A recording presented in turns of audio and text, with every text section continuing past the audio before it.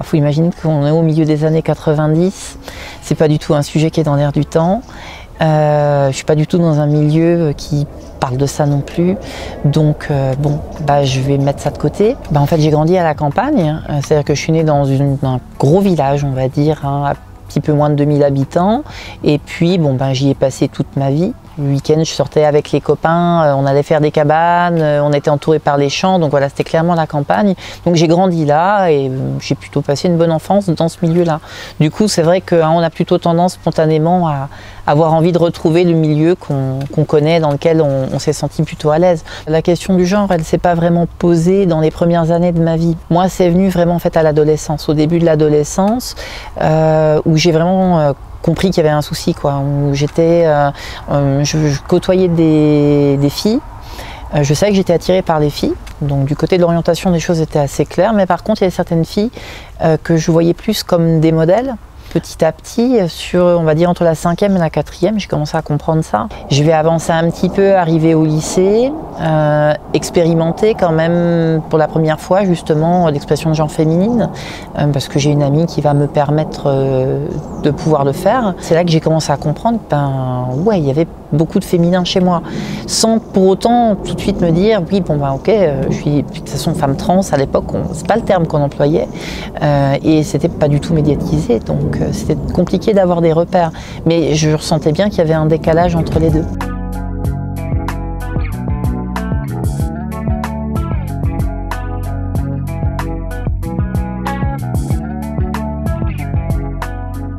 C'est aussi l'époque en fait où j'ai rencontré Julie. Et donc du coup, les deux éléments sont arrivés un petit peu en collision, c'est-à-dire que j'étais assez rapide à être franche avec elle sur ce point-là quand même, en lui disant que oui, il y avait quand même une grosse part de féminité en moi, parce que je préférais mettre les choses au clair tout de suite, plutôt que ça vienne à vraiment mettre en péril une relation qui se construirait. Je préférais mettre les choses au clair tout de suite. Et puis on a avancé ensemble. Moi j'ai continué, j'ai fait mes études à la fac, je me suis dirigée vers l'enseignement et la question du genre féminin est toujours restée vraiment présente. J'ai eu une première phase au milieu des années 2000, donc vraiment quand j'ai commencé à enseigner, où je me suis posé beaucoup de questions. J'ai failli aller voir un psy. Et puis j'étais pas prête. Puis je voyais bien qu'au niveau de mon couple, ça allait poser problème.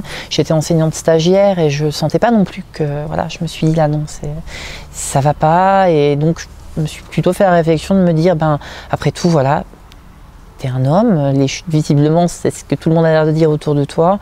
Essaie de te conformer à ça et puis construis le reste de ta vie et puis ça devrait passer. Bon, et puis c'est pas passé. Et en fait, on s'est marié avec Julie, on est parti vivre à l'étranger. J'ai eu une opportunité de travail en lycée français à l'étranger, en Espagne. Et entre-temps, on a notre premier fils qui est né là-bas. Donc moi j'ai continué de construire ma vie, de remplir toutes les cases que je m'étais fixées, tous les objectifs, à passer une belle vie. Je ne peux pas prétendre avoir été malheureuse, mais il y avait toujours ce malaise du genre qui était dans le fond.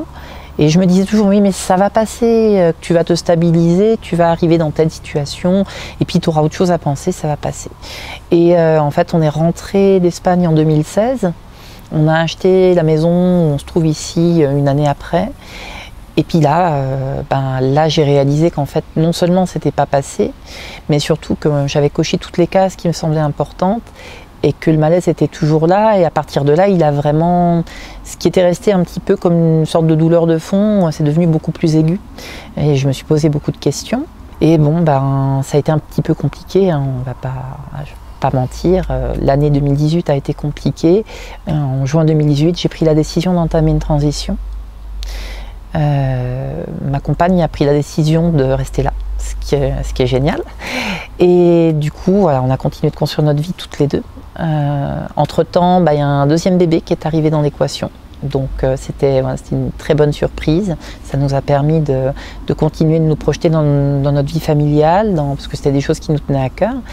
Et puis aujourd'hui, moi je suis toujours en transition. Il y a toujours des petites choses qui sont amenées encore à changer, mais je vis bien. Je suis publiquement une femme maintenant, aussi bien dans la sphère privée qu'au travail. Là, maintenant, je suis connue depuis le mois d'avril comme une enseignante et plus un enseignant par mes élèves. Et bon, ben voilà, les choses suivent leur chemin de manière plutôt positive. Donc,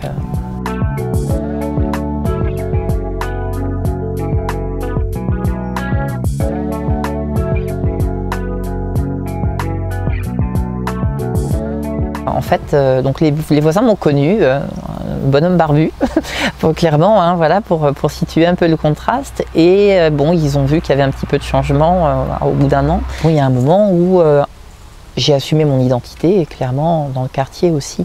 Donc forcément, il y a des questions. Des fois, tout simplement, ça peut être sur une interpellation où on nous dit bonjour messieurs, dames. Et bon, bah, je vais corriger forcément et donc expliquer un petit peu la situation, parce que j'estime que la plupart des personnes ne sont pas forcément au courant de ce qu'est une personne transgenre, de ce que ça suppose derrière. Donc je pars du principe que voilà, ça ne me dérange pas de parler, d'expliquer, pas de justifier, j'ai rien à justifier.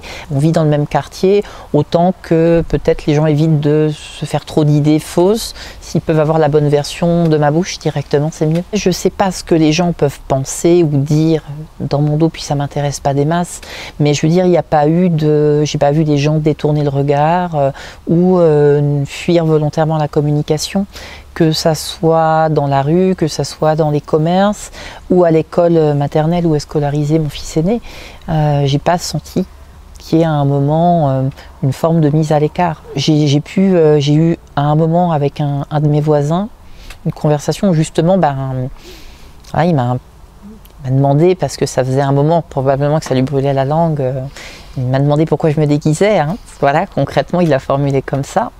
Et puis bon, je lui ai expliqué que c'était tout sauf un déguisement et que oui, effectivement, s'il me voyait là depuis déjà 1 ou 2 mois sous une apparence féminine, il y avait une bonne raison.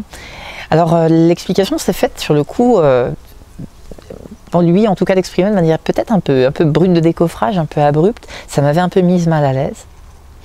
Et bon, voilà, j'étais rentrée ce soir-là en me disant « Ah mince, voilà, il y a peut-être une personne au moins. » Et en fait, le lendemain, je me souviens d'être sortie avec Julie, on sortait, il nous a vus, « Bonjour mesdames ». Et voilà, et paf, du jour au lendemain, c'était intégré. Comme je disais, la question des transidentités, c'est une question qui est très mal maîtrisée par la plupart des gens. Donc souvent, les questions, elles peuvent paraître maladroites ou les thématiques abordées peuvent ne pas toujours mettre à l'aise les personnes trans, mais il faut aussi savoir que voilà, les personnes souvent vont poser des questions sur les éléments, ou peu d'éléments qu'elles connaissent, et qu'il n'y a pas de malveillance nécessairement derrière.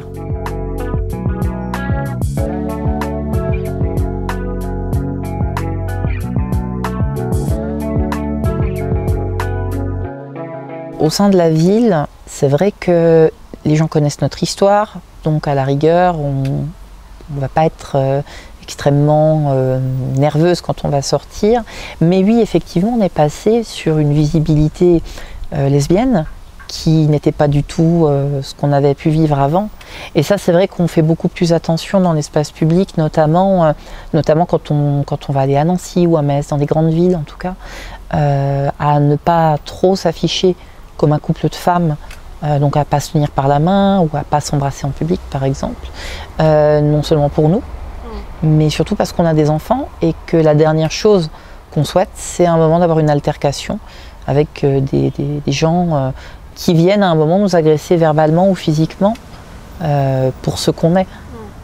Et donc déjà nous en tant qu'adultes on n'a pas envie de le vivre, mais on a encore moins envie que ça se répercute sur nos enfants. C'était la principale crainte au moment de ma transition, c'est quelles conséquences ça aura pour les petits. Il y a aussi la question d'être proche des centres médicaux, des centres hospitaliers qui, pour certains d'entre eux, gèrent des transitions de manière pluridisciplinaire. Voilà. Alors certaines personnes vont faire le choix de passer par ce type de centre, d'autres préfèrent avoir un parcours dans le privé avec des médecins voilà, dans différentes villes, avec des spécialistes dans différentes villes. Mais concrètement, ça peut être plus pratique effectivement de vivre dans une ville où on a un centre médical qui permette d'avoir quand même des rendez-vous médicaux à proximité de chez soi, que de devoir parcourir une grande distance. Il y a peut-être aussi des fois, être une personne trans dans un village dans lequel on a grandi par exemple. Et vouloir à un moment justement ne pas garder cette étiquette de personne trans, donc partir là où on n'est pas connu pour en quelque sorte remettre notre vie à zéro. Il y a des personnes qui font ce choix. Moi j'assume d'être une femme trans. Si demain je change de quartier ou de ville, je ne vais pas commencer par me présenter aux voisins en disant bonjour, Nika, femme trans. Ils le découvriront peut-être, ils ne le découvriront pas, j'en sais rien. Mais par contre, pour des personnes qui connaissent mon histoire, pour moi il était inimaginable de dire je pars à l'autre bout de la France et on fait un reset de ma vie. C'est pas du tout ça. Je ne peux pas faire table rase de mon passé. Il y a j'ai des photos, que ce soit à la maison, sur mes profils de réseaux sociaux, qui sont des photos d'avant, mais parce que je ne peux pas nier que j'ai eu une vie avant, et c'est une vie où j'ai fait des rencontres, c'est une vie où j'ai été papa, c'est une vie où, je veux dire, voilà, il s'est passé des choses et je ne peux pas mettre tout ça à la poubelle. C'est pas ma démarche. Et en même temps, il y a des personnes qui simplement peuvent souffrir de revoir une ancienne photo d'elle. Je le comprends totalement. On n'est pas tous ou toutes pareilles là-dessus, et donc c'est tout à fait valable aussi.